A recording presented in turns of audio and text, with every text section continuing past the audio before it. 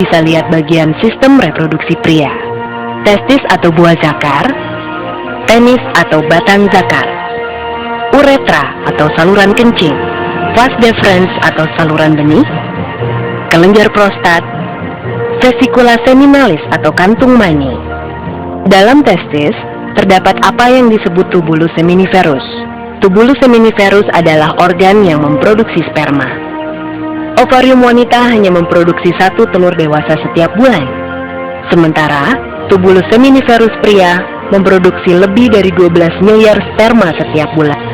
Bagian di atas tubulus seminiferus adalah epididymis. Sperma berkumpul ke epididymis untuk didewasakan. Proses ini berlangsung selama 20 hari. Sebelum terjadi hubungan seksual, penis terisi dengan darah dan berereksi. Lalu dengan rangsangan yang cukup, proses ejakulasi dimulai. Pada puncak senggama akan terjadi pancaran air mani yang membawa sel sperma. Dari epididymis, sel sperma akan mengalir ke atas menuju ampula, yaitu bagian terluas pada ujung saluran benih. Ampula akan bermuara pada saluran kencing yang memiliki katup. Katup akan terbuka pada puncak senggama, sehingga air mani akan keluar melalui saluran kencing dari tubuh.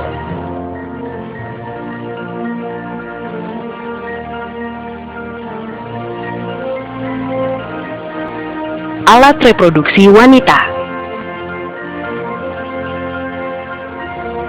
Untuk memahami proses produksi telur, mari kita lihat beberapa organ reproduksi wanita atau alat kelamin wanita. Ini adalah uterus atau rahim, tuba falopi,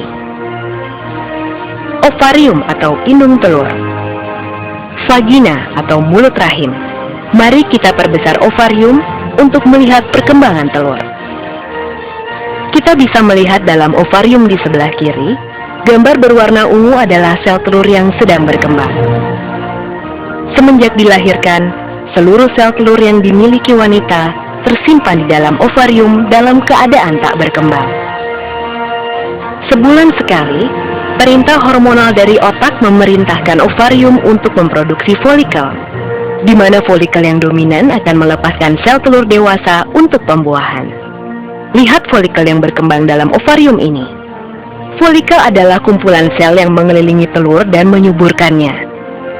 Pada masa ini, selaput rongga rahim menebal untuk persiapan pertumbuhan sel telur yang telah dibuahi untuk menjadi janin atau jabang bayi. Selain itu, ovarium menghasilkan hormon estrogen dan hormon progesteron. Bila kadar estrogen mencapai puncaknya, maka hormon ini akan memberi umpan balik ke kelenjar di otak untuk melepaskan atau menyetop LH.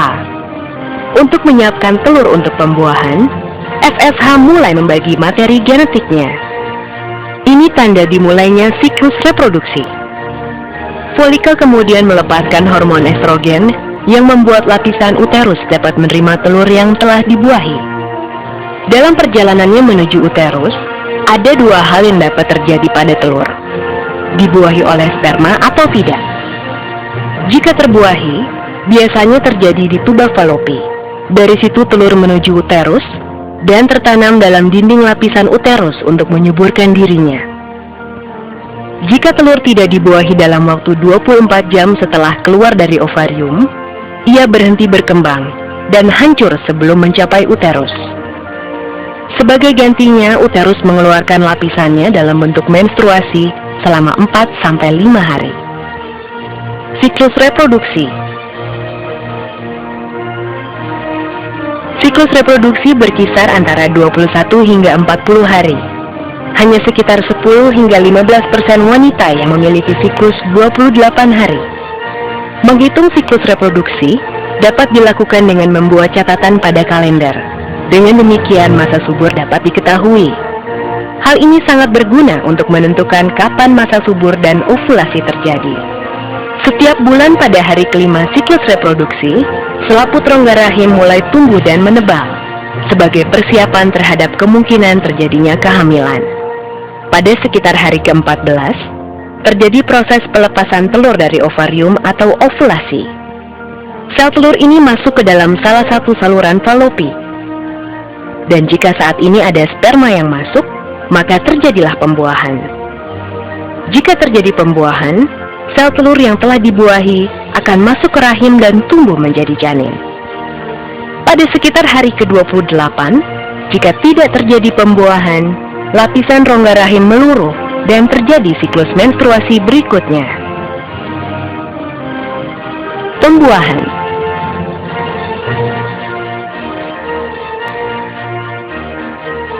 Jutaan sperma dilepaskan dalam satu kali ejakulasi saat puncak senggama.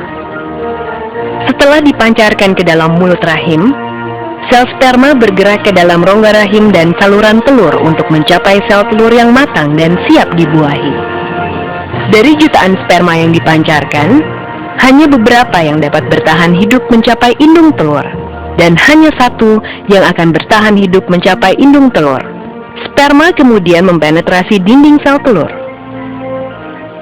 kemudian mengkombinasikan materi genetiknya dengan sel telur dalam proses yang disebut pembuahan.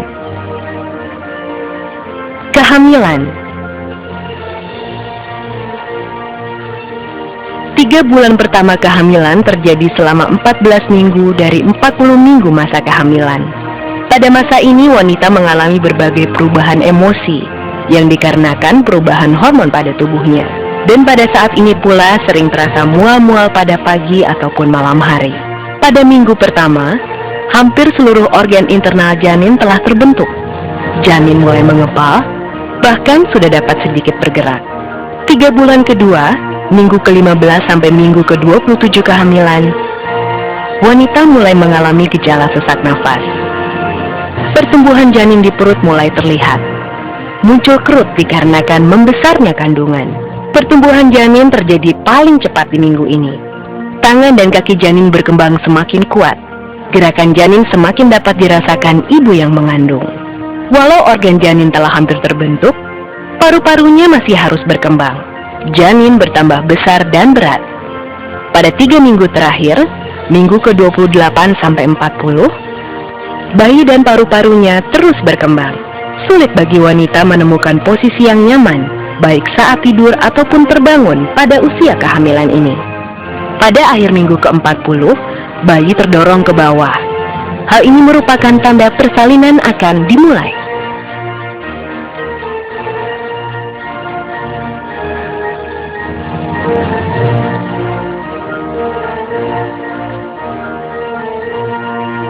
Kelahiran.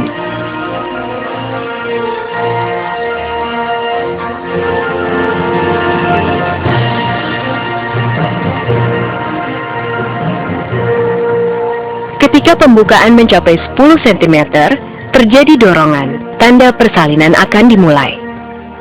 Bayi memulai perjalanan melalui saluran rahim. Saat kepala bayi mulai berputar, ia dapat saja terluka ketika menuju ke bawah saluran rahim yang sempit pembukaannya. Tulang kepala bayi memiliki ruang yang bernama fontanel, yang membuat kepala bayi memanjang dan cukup untuk keluar melalui saluran rahim. Kepala dan pundak bayi disangga, sementara bagian tubuh lainnya keluar dengan mudah.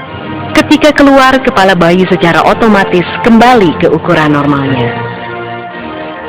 Keluarga bahagia yang telah melaksanakan program keluarga berencana ini nampak riang gembira. Penantian panjang selesai sudah.